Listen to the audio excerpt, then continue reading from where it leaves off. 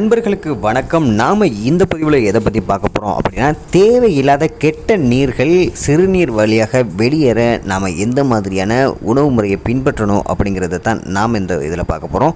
அதாவது தேவையில்லாத கெட்ட நீர்கள் சிறுநீர் வழியாக வெளியேற வேணும் அப்படின்னா, பப்பாளியை தினமும் சாப்பிட்டு வர இந்த கெட்ட நீர்கள்லாம் தேவையில்லாத கெட்ட நீர்கள்லாம் சிறுநீர் வழியாக வெளியேறும் அப்படின்னு சொல்லப்படுது.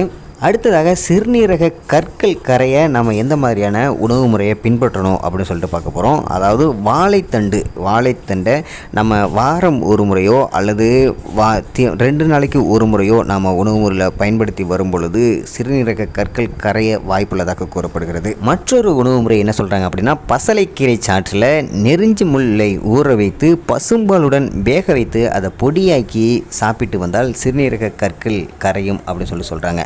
அதாவது பசலைக்கீரை சாறு எடுத்துட்டு அதில் நெருஞ்சி முல்லை எடுத்து ஊற வச்சு அதை பசும்பாலுடன் வேக வைத்து அதை எடுத்து காய வச்சு பொடியாக்கி சாப்பிட்டு வர நம்ம சிறுநீரக கற்கள் கரையும் அப்படின்னு சொல்கிறாங்க.